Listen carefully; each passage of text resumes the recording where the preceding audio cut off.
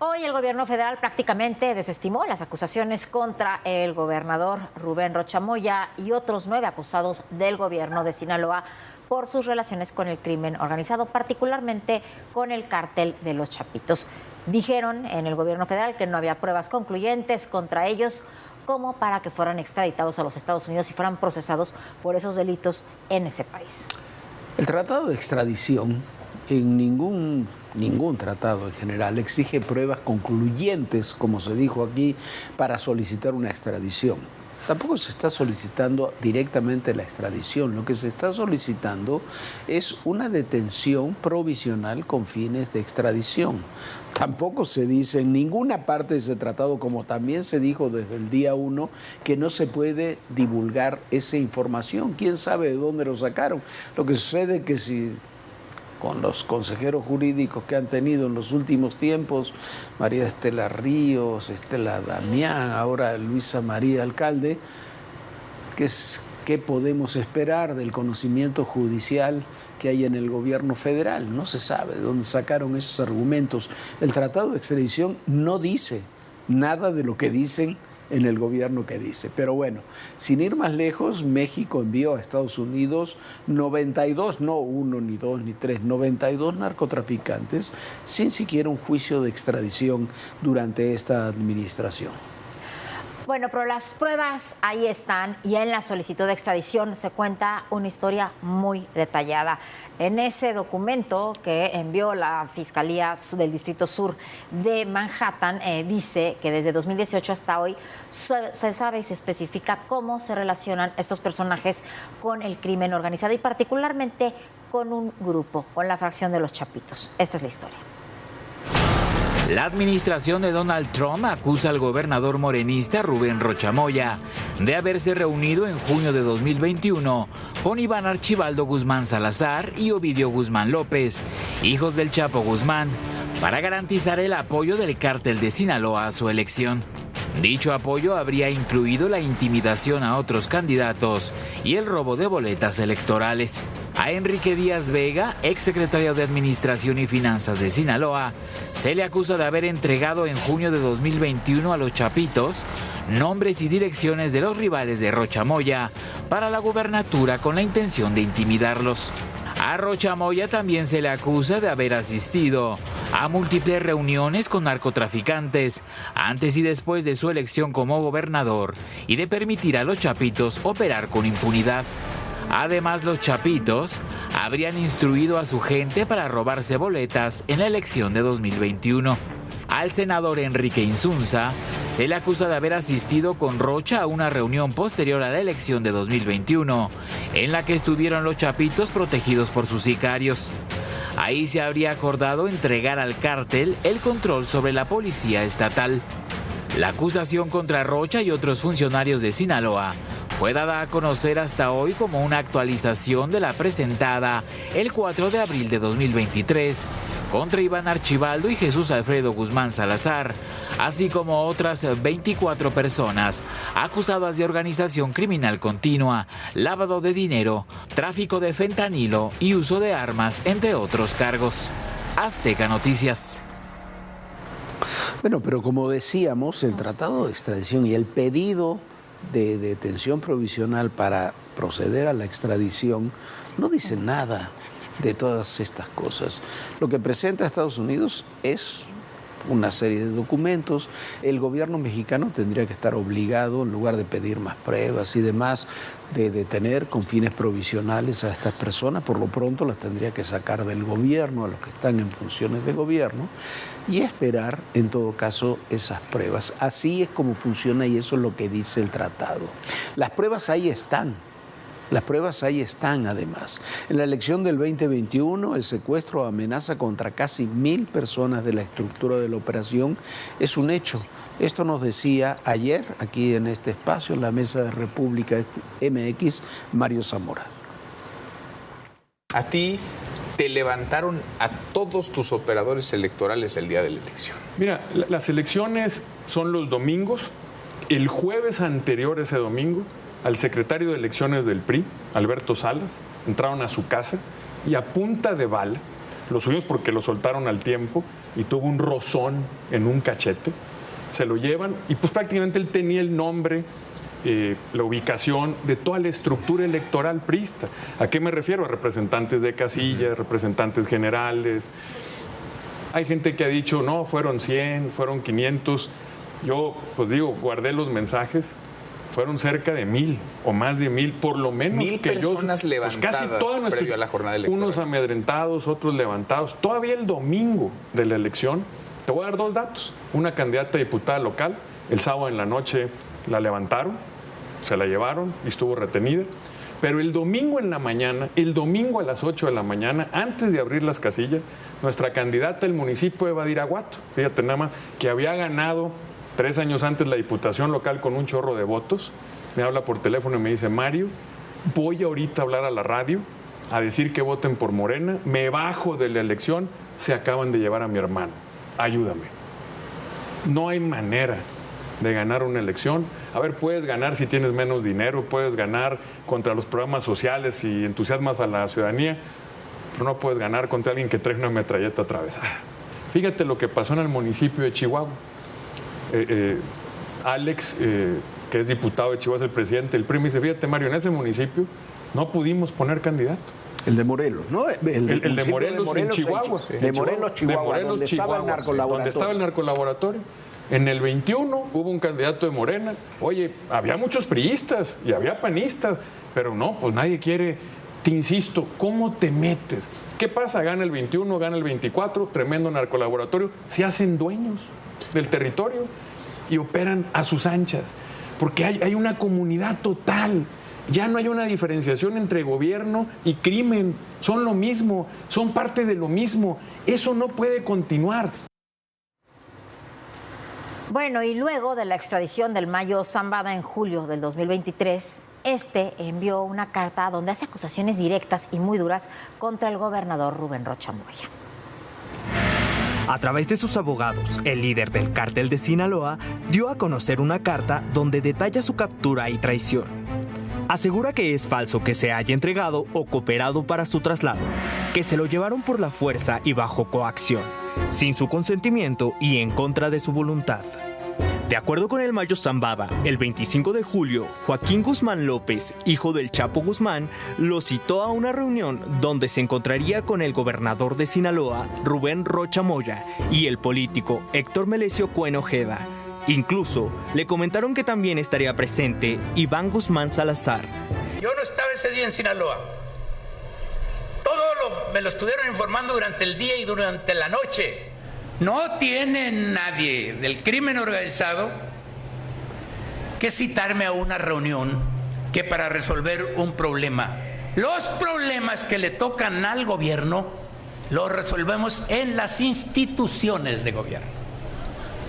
No tenemos nosotros complicidad con nadie. El objetivo, ayudar a resolver las diferencias entre estos líderes políticos para acordar quién debería dirigir la Universidad Autónoma de Sinaloa, de la que Cuen fue rector. La cita fue a las 11 de la mañana en el rancho y centro de eventos, Huertos del Pedregal, cerca de Culiacán. Indicó que al llegar encontró un gran número de personas armadas. Pensó que eran pistoleros de Joaquín Guzmán y sus hermanos. La carta relata que el Mayo llegó con 4 escoltas, 2 se quedaron afuera del perímetro y 2 entraron con él. Uno de ellos, José Rosario Heras López, comandante de la Policía Judicial de Sinaloa. En el lugar vio a Héctor Cuen, junto con uno de sus asistentes y a Joaquín Guzmán, quien le hizo un gesto para que lo siguiera.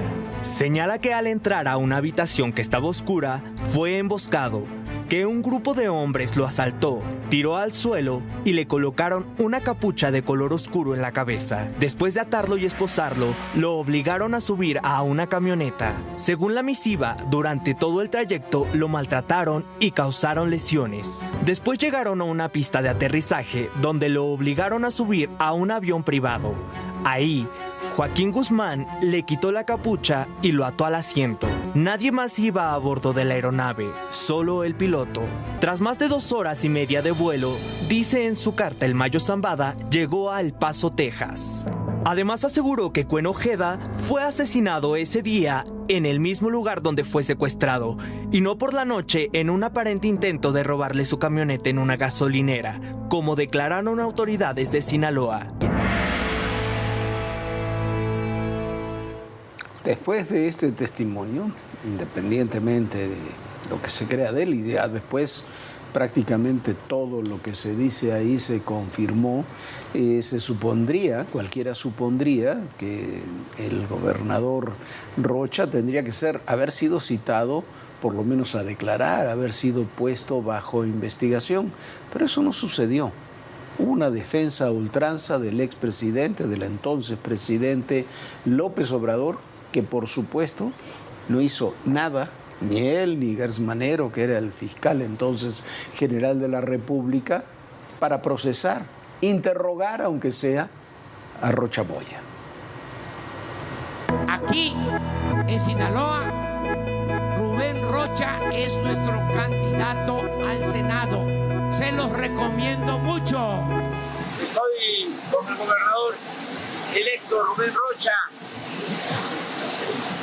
mi amigo, compañero de lucha desde hace muchos años. A Rubén es como... No es mi hermano. Nos conocemos, ya llovió, desde hace muchos años y vamos a seguir apoyando al pueblo de Sinaloa y vamos a seguir apoyando al gran gobernador que tienen, a Rubén Rocha. El maestro, nosotros le tenemos toda la confianza al maestro Rocha, toda la confianza al gobernador Rubén Rocha Moya de Sinaloa. Y lo felicito porque da la cara. Bueno, todo, por si faltara apoyo.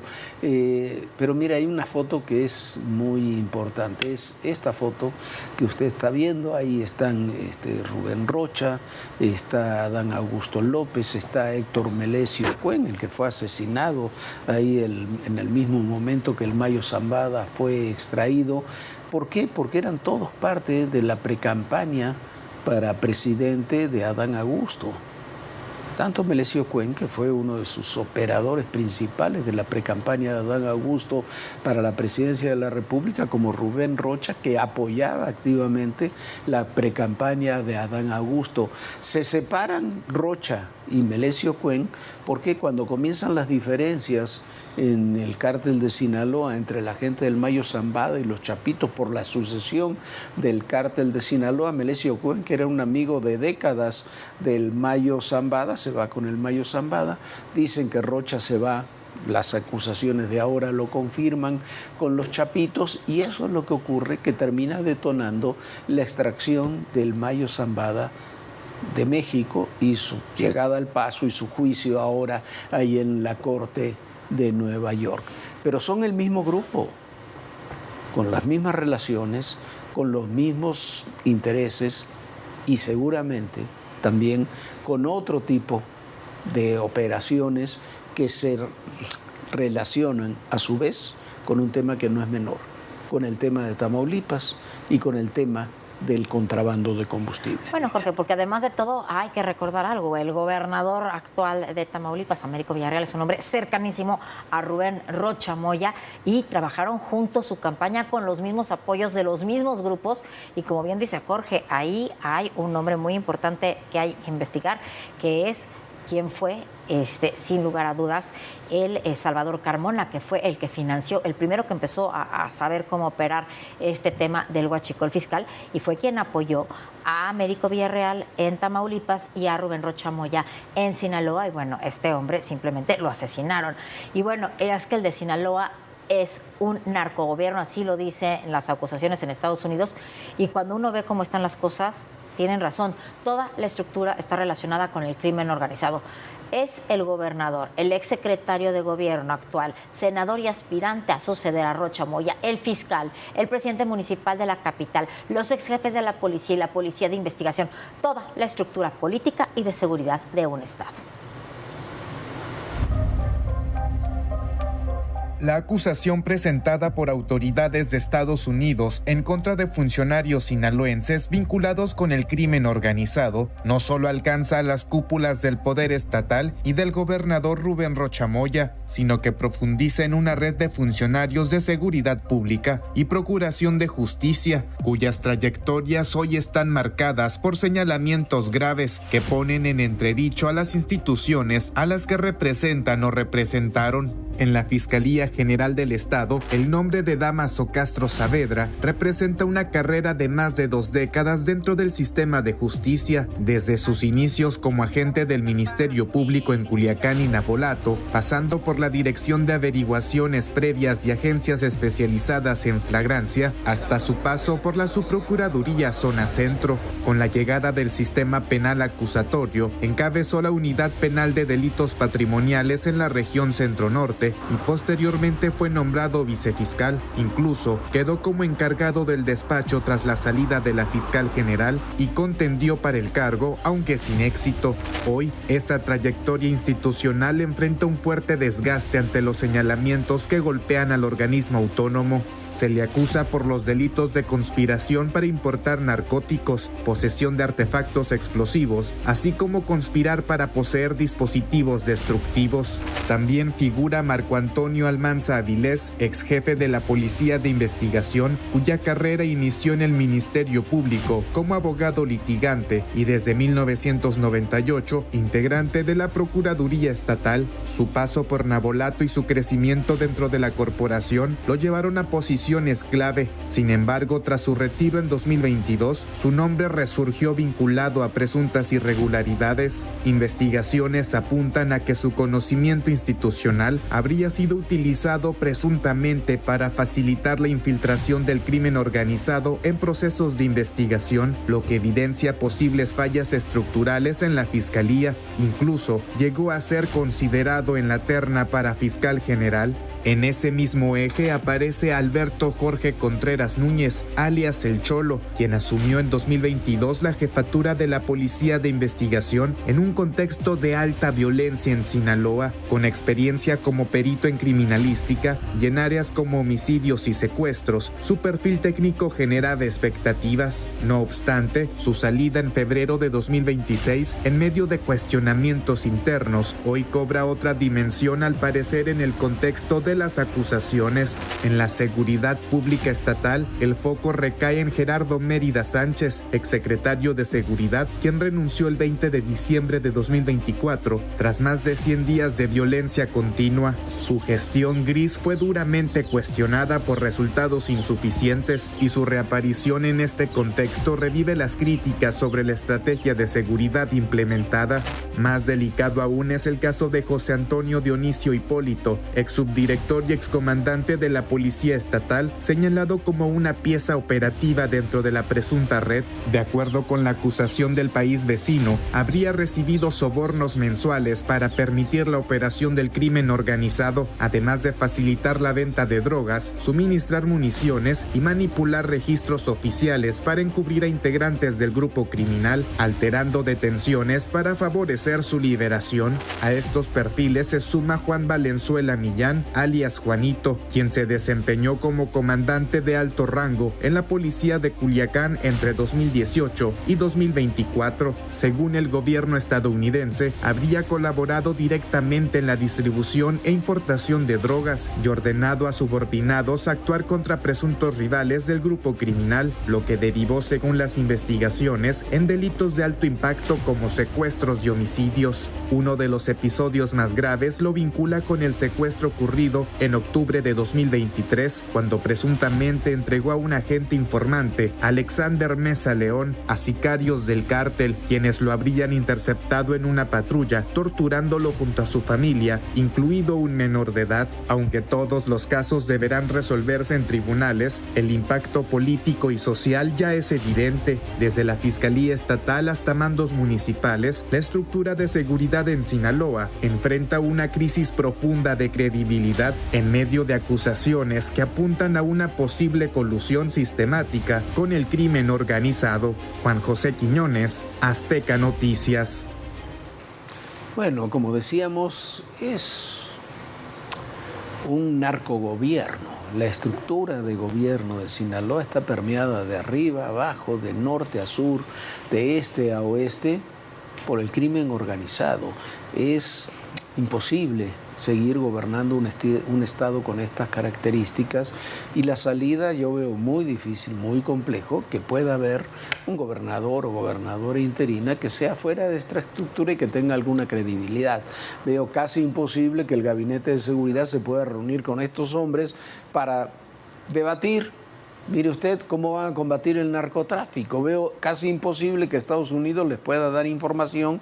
Para combatir el crimen organizado se tienen que reunir y trabajar con personajes que están acusados de no de apoyar, de ser parte del cártel de Sinaloa.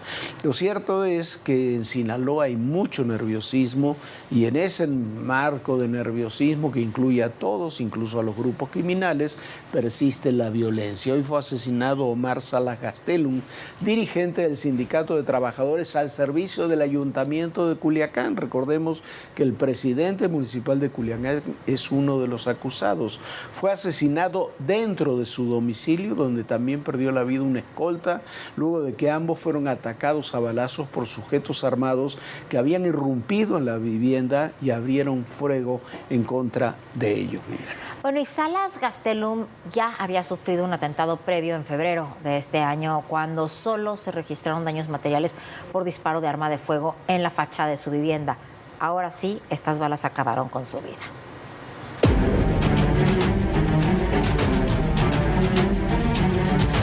Omar Salas Gastelum, el dirigente electo del Sindicato de Trabajadores al servicio del Ayuntamiento de Culiacán, fue asesinado cuando se encontraba al exterior de su domicilio. El ataque se registró poco antes de las 9 de la mañana de este jueves, cuando el dirigente fue sorprendido en la cochera de su casa, en la colonia Brisas del Guamaya del sector de Santa Fe, al norte de Culiacán. El reporte de disparos movilizó a elementos de seguridad hasta el inmueble, donde localizaron a Salas Gastelum y a uno de sus escoltas muertos, por lo que notificaron a la Fiscalía General del Estado para la realización de las investigaciones. Omar Salas fue electo como dirigente del Sindicato de Trabajadores al servicio del Ayuntamiento de Culiacán para el periodo 2026-2029. Sería el próximo 19 de mayo cuando tomaría posesión del cargo. Pero el sindicalista ya había sufrido un atentado, el cual se registró el 18 de febrero en su domicilio. En esa ocasión, un grupo de sujetos armados arribaron y abrieron fuego contra la fachada de su casa. La vivienda de Salas Gastelum quedó con perforaciones por arma de fuego en gran parte de la fachada.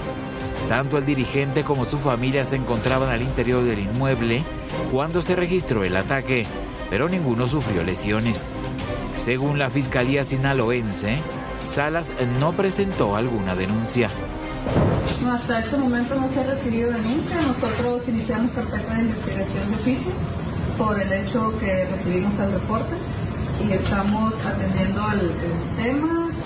La guerra entre facciones criminales en Sinaloa ha subyugado a la población durante el último año y medio, tiempo en que las autoridades han registrado cada mes entre 110 y más de 200 homicidios intencionados. Desde principios de septiembre de 2024, Sinaloa sufre las consecuencias de la cruenta batalla que mantienen las facciones de los Guzmán y los Zambada, antiguos integrantes del implosionado Cártel de Sinaloa, antaño una de las organizaciones delictivas más poderosas del país, con una fuerte participación en el negocio de la producción y el tráfico internacional de drogas. Desde que comenzó esta guerra, el Estado registra casi 3,000 víctimas de asesinato. Pero otra de las tragedias de esta guerra entre criminales son los desaparecidos. Desde el 9 de septiembre de 2024, Sinaloa contabiliza alrededor de 2,500 personas desaparecidas, la mayoría en Culiacán, Mazatlán y Navolato. Azteca Noticias.